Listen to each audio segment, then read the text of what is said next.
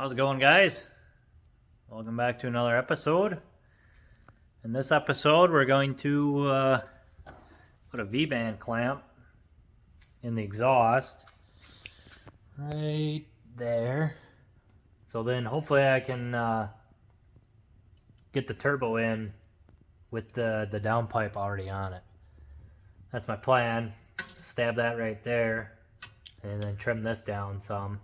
So then hopefully I can shimmy it in there, get it through that hole, and then just bolt it up to the V-band.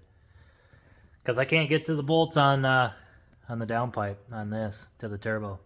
So that's the plan. I gotta take all this crap out now. And just like that, now we can actually put this downpipe onto the turbo, throw it in there, and then tighten up the V-band, and it'll work out. I had to trim that down a little bit, but that's alright. I thought it was cooler sticking out farther, but that's the only way to make it work. So yeah. One thing done.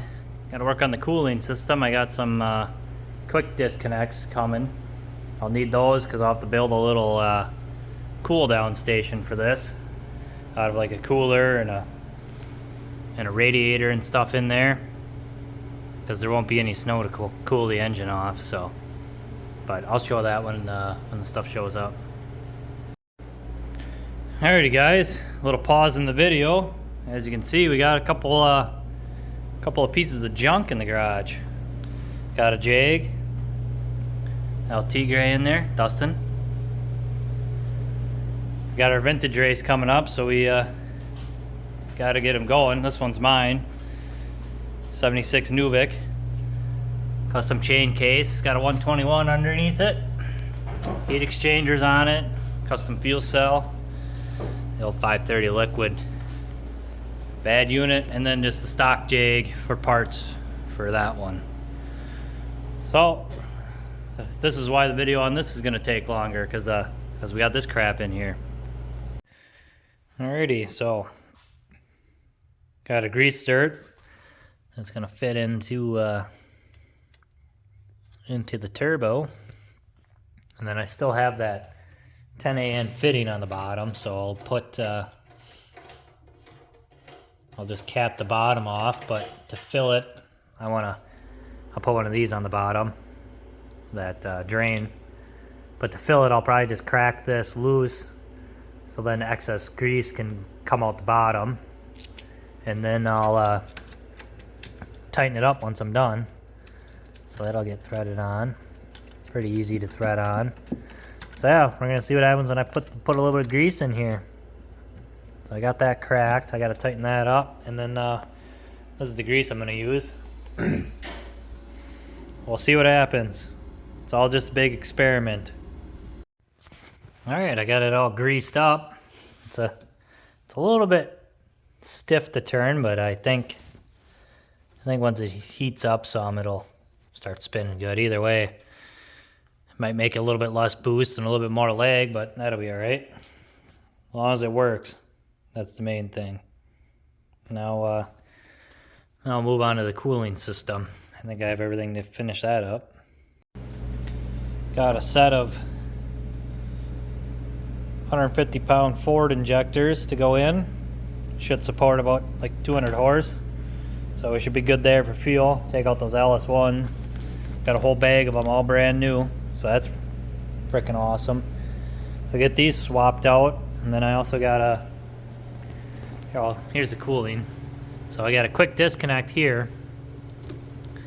So this will let me hook it up to a cool down station to cool the engine down, because you're not running on snow anymore. So you have to manually cool the motor down. So I'll have to build the thing to cool the engine down that these will hook up to. But I gotta get rid of, it has these weird ports on there. Not really sure where they go, but I gotta delete these. I gotta pull this manifold off and cap those ends up. So that's what I'll do, and then I'll change the injectors after I get that off. Here's a better look at that manifold. So I gotta cap these off. Not sure what they went to. They were cut when I bought the engine, so. But I don't think they're really needed. So yeah, got those injectors in there. I have to leave the rail loose just to get that manifold off, but get some caps for that.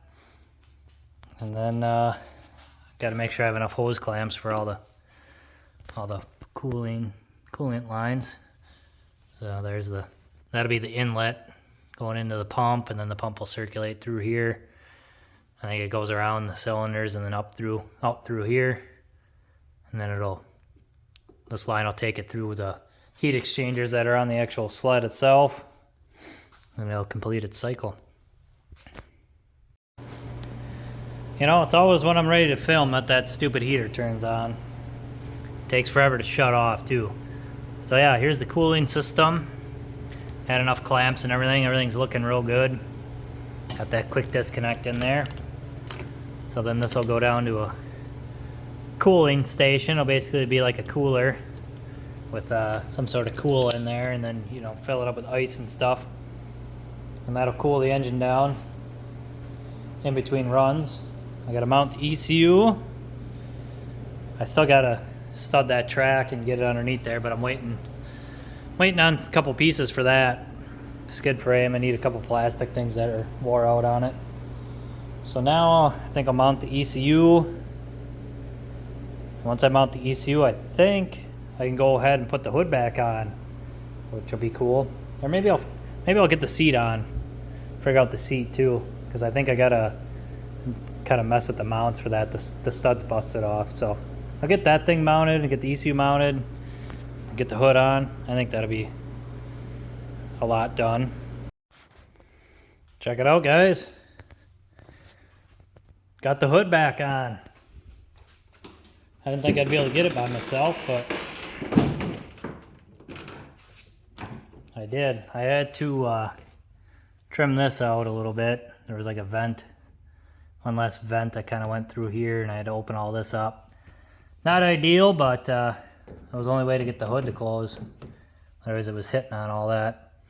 Not a big deal, but yeah, starting to look like a dang snowmobile again. Freaking awesome. So now I can mess around with figuring out what I'm going to do with the gauges. I got to mount the wideband gauge on there, and I got to figure out what I'm going to do with the tablet. Where is that thing? I got the AM wideband here. So I got this little 2-inch gauge to mount on there somewhere.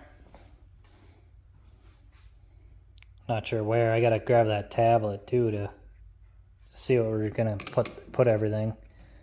Tablet's more important than this gauge because I'll be able to have what this is showing on the actual tablet. So, but I still gotta have this mounted somewhere. So even if it's, you know, something goofy like that, wouldn't be a big deal. We'll figure that out. Never fails with the heater. So basically that's gonna be my gauges. And I really just need this for logging, but obviously the gauges are going to be very helpful too. I'll be able to have that wideband showing up on here as well, but I still got to mount that gauge because that's like the little brain box wideband setup. So basically this will start logging, and it's just going to log for me, but I want it to save it to an SD card, so all I got to do is pop it out, pop it into my laptop where I can properly look at it and see everything. So yeah, I just need something to mount this thing like that. Maybe I'll go on Amazon and look for some sort of tablet, universal tablet mount or some shit like that. See what I can come up with. All right, so I'm making a little gauge block off plate. You can see it's not flat. I basically clamped it on there and traced around it. Marked out my side holes because I might just leave this thing straight and not match that bend to it. I don't know. That might be a little tricky to do. I really just need it to be a cover plate anyway. So yeah, we'll try this out. I'll get this thing kind of shaped based off the lines I made, and see how well it fits. Dang, came out better than I thought it was. I even kind of matched the bend to it. Yeah, it got scuffed up, but I'm gonna sand it down and then I'll paint it black so it's not super noticeable. But yeah, I think it turned out great. I didn't get the tablet mount yet, so once I get that in, I can figure out, you know, where the tablet's gonna go. It's gonna be something Something along those lines. Because I got that 2-inch gauge that's got to go over there somewhere. You know, I'll put it over as far as I can to kind of keep everything looking decent as possible. Something like that. I think it'll work out good. Well, starting to put the studs in the track. They're not, it's not an ideal pattern, but should grab some ice. Might be a little on the short side, but I think she'll be all right. Definitely gonna touch the ice. I'll have to plan on getting a different track for this for next year. Well, that was zero fun, but they're in there, ready to grab some ice. It's 96 studs in here. So yeah, gotta get the old track off of that. New one on. I got a couple little parts to change on the skid frame. These little things the springs ride on, I noticed were all, well, the one fell right off. And it's been wearing into the aluminum for a while, and then the other side's just starting to get bad. And then I gotta change this out. It needs some more crap, but this will be enough for probably the one time I'll get to use it on the ice this year. So that's where we're at. Keep plugging along. How freaking cool is this, guys? Got the wideband gauge in there and got the tablet. Of course the heater's gonna turn on. But yeah, I got the gauges on there. Oh, ain't full screen. Oh, I accidentally shut it down. But yeah, it'll be full screen on there. But yeah, I gotta wire up the wideband now. Get that all hooked up. Now it's full screen. It's gonna be awesome. I can't freaking wait to try this thing out, which is kind of looking like later today. For you guys, it's not gonna be very much longer, so keep plucking away. All right, now we're connected. Got some throttle going on. Heck yeah. Gauges, that's gonna look sweet. Can't wait. Well, other than putting the seat on, coolant's all bled, ready to test, but sadly I'm all out of time for the day, so maybe tomorrow after work. I don't know, we're getting closer to the race. Maybe she'll make it, maybe she won't, but we'll see. Alrighty, this is the first startup on E85, so let's see how it goes.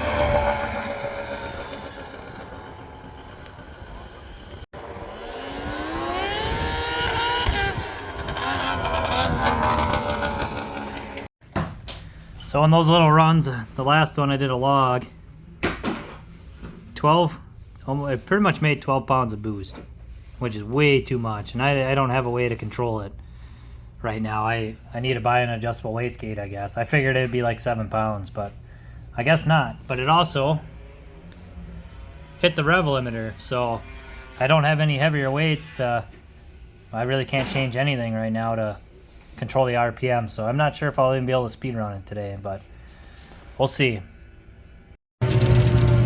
Well, made 2 runs. First one 45. Last one I did 70, but she blew up, boys. Cooling all over the place. There ain't any left in her. Bone dry. My tablet died. I have no idea how much horsepower or boost it was making, so I think it popped the head gasket. So yeah, back to the drawing board. Alrighty guys, well, she blew up, but we still took home some hardware. 700 modified is what class I put it in, and took first place because, well, there's nobody else in the class. So I think it went 67 or 70 miles an hour, but it blew up. There's a better shot of the trophy. So this cylinder here, I believe, is the one that lifted the head gasket and blew all the coolant out. It came out, must have came out of there like a damn rocket. Covered everything. Like this thing, I had all the grease and everything off of this engine bay, and now she's just covered. I made 2 passes. The first pass, this injector wire was off, so only went down on two cylinders. But yeah, she made 12 pounds of boost the one time before my tablet died. I was able to log it. I have no idea how much boost it was making when it actually blew up, but could have been more than 12. I don't know. I was in it for a while. She was cooking. She was on a mission, but sadly this anemic engine couldn't handle it. But I'm gonna try to make some copper head gaskets, or get some made for this, I should say. I think that'll help a lot, and I might look at maybe some sort of ARP stud kit. I mean, even if I get bolts to replace these studs, the ones that just go to the top of the cylinder, I think would help a lot.